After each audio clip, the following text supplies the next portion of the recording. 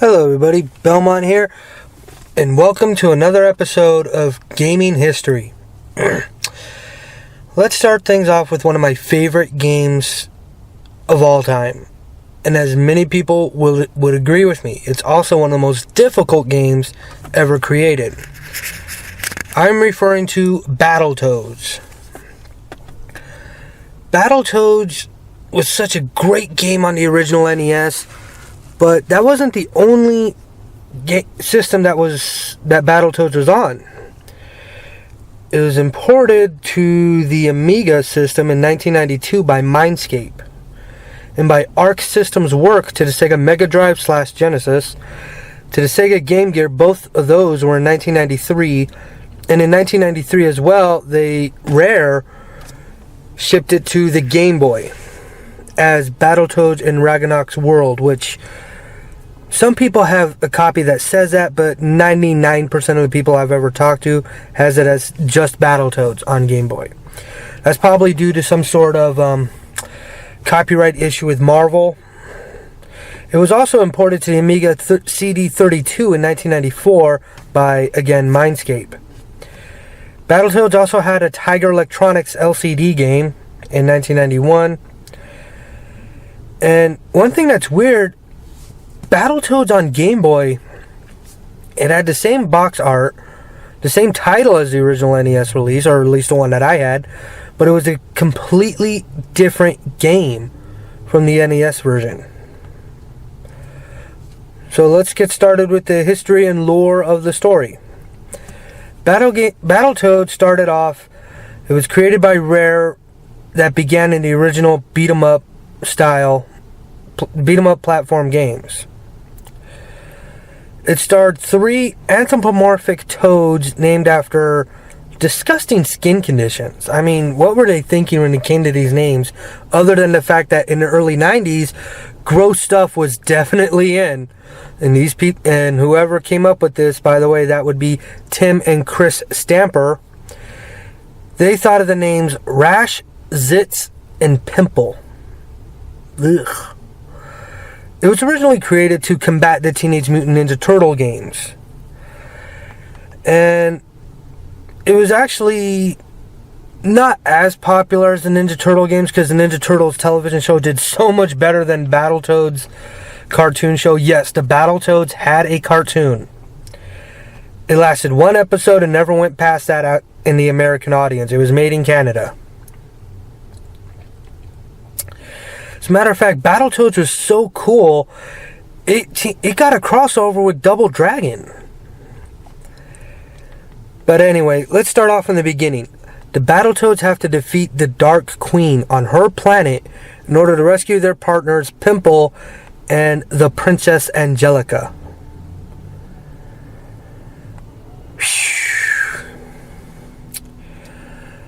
Well, as anybody will tell you, this game is exceedingly difficult. Namely, the Turbo Tunnel.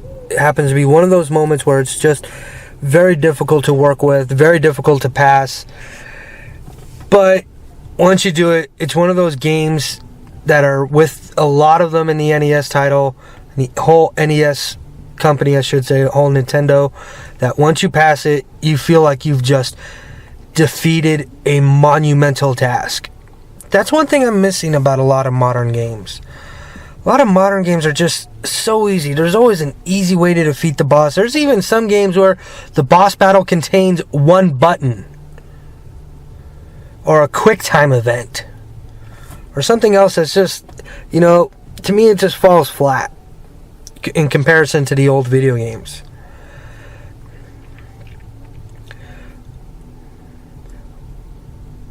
There was actually supposed to be a Game Boy remake or sequel on the Game Boy Advance in 2013, but that wound up getting canceled. And as Battletoads go on, it is actually considered one of the most popular games today. One of those games that many people feel need a high-def remake, a reintroduction to the series to new players. I personally would love that idea because it would teach all the modern day, I'm a MLG player, boy, I can do this, I play Call of Duty 10 hours a day. It's like, you know what? You want a hard game? You pass Battletoads. You pass Battletoads and then we'll talk. We'll talk about skills. Once you beat Battletoads, you know what? I'm even going to throw a gauntlet down. How about you pass Battletoads without dying? Then again, I would never ask somebody to do that because I can't do that myself.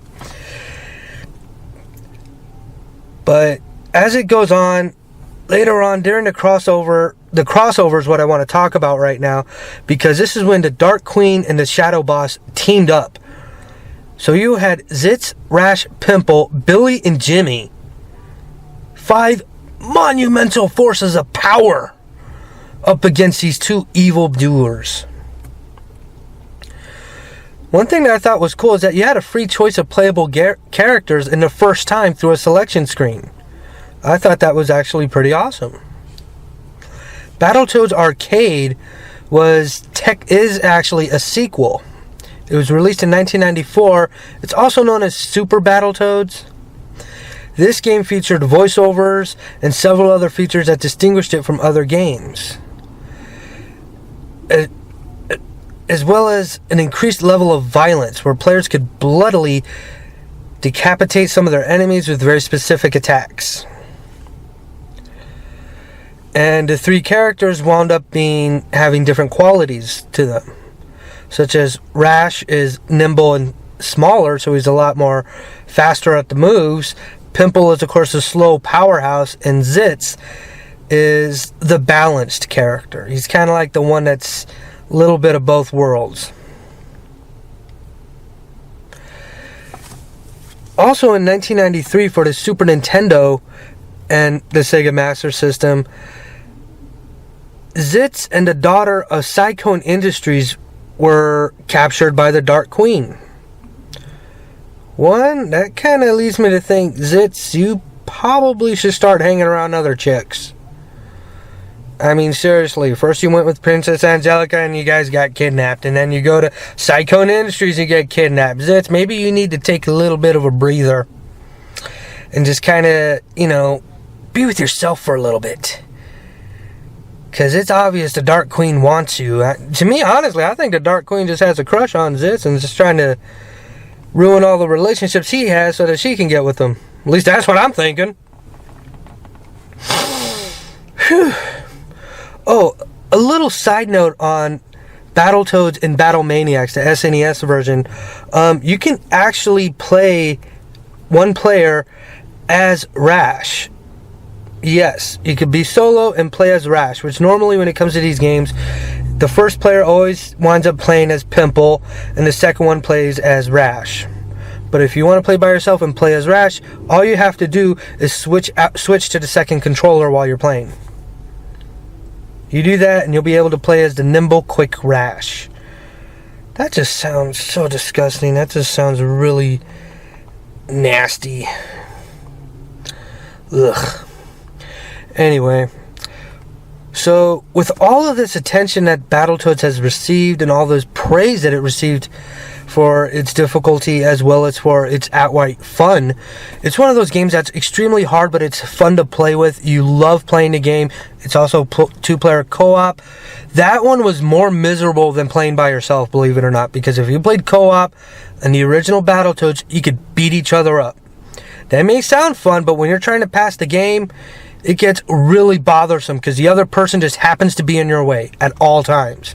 You guys wind up fighting for whatever weapon happens to fall down, or arguing about whether or not there's a warp zone or not. And yes, the way the warp zones worked in Battletoads was just a random spot. Unlike Mario, which had a green pipe, unlike other places that had something to indicate where it is, these things were just, bam, you're there. You're already warped. So, of course, I'm pretty sure there were quite a bit of arguments about where exactly it was at, because you had to be in a very specific spot in order for it to happen. So, with all this awesomeness that Battletoads has done, why isn't there a remake or a high-def remaster coming out? I mean, even in modern-day gaming, the Battletoads have shown up. There's a cameo by the Battletoads in the game Shovel Knight for the Xbox One. They're also in the Rare Replay, which is what you're seeing now. There's also Rash appears as an Xbox One game, Killer Instinct. He's a playable guest character from the game's 3rd season. I haven't played him as him in Killer Instinct, but I'm sure I will later on. So, why isn't there a standalone, using the 2.5 style graphics for a side-scrolling beat-em-up that Battletoads can be very good at? Well, Game Informer has said that it deserves a revival and precisely a true high-definition sequel. In 2012, Forbes listed it as one of the 5 video game franchises that need to come back from the dead. And it was also by other outlets including Complex, Maxim, and Game Revolution. I think now would be a good time for them to start working on Battletoads, which, believe it or not, they actually are, in my opinion. This is a rumor.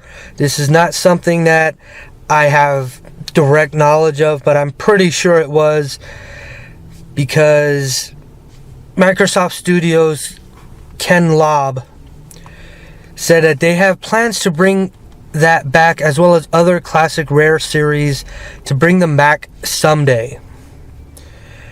Now, I think Battletoads will probably come back, most likely. One, the only thing that separates consoles from PC gaming are private licenses. Private franchises, private licensed games that are strictly for them. Other than that, PC's got everybody beat.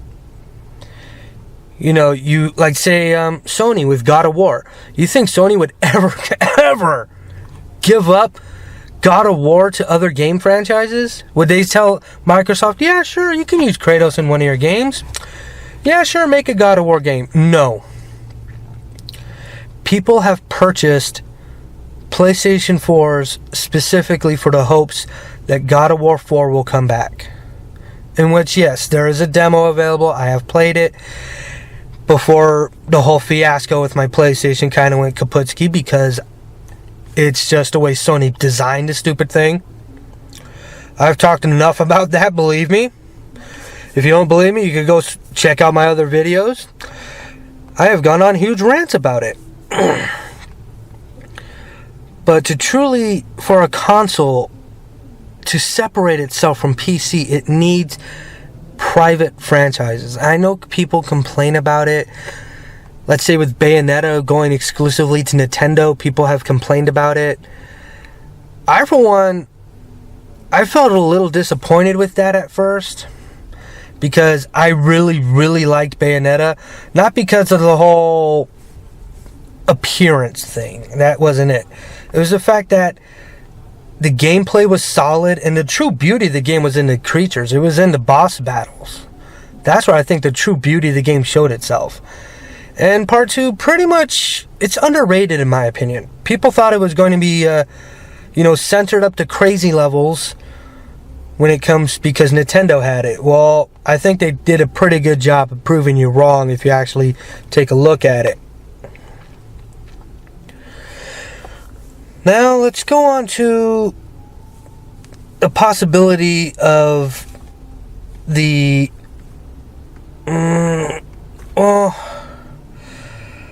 okay, let's talk about the cartoon.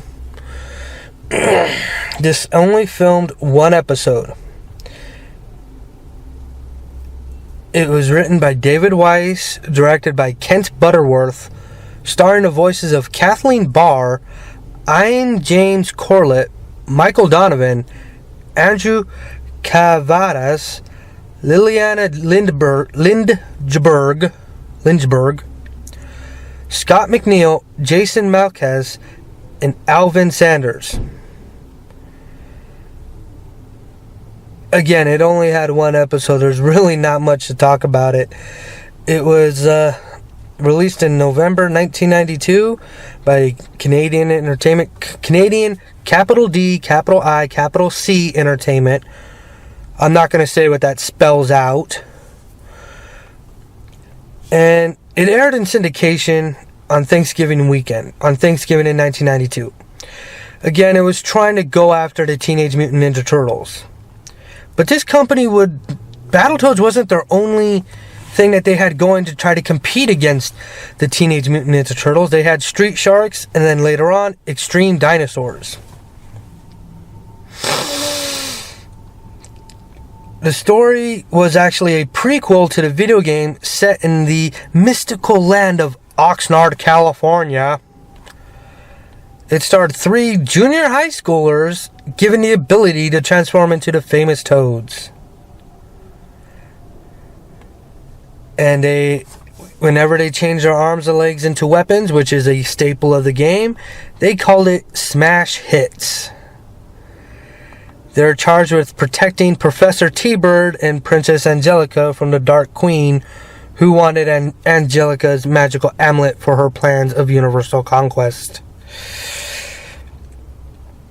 The cartoon was adapted and written by David Weiss. This David Weiss has no relation to the Battletoads video game composer of the same name,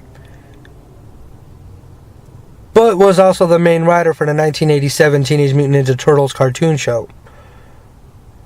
So you would think, actually, you think about it, you had the main writer of Teenage Mutant Ninja Turtles working on their competition.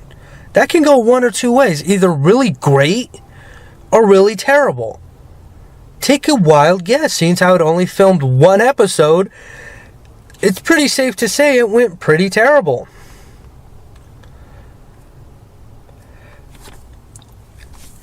Other than that, most of the history of Battletoads, it all started in June 1991 and continues to this day.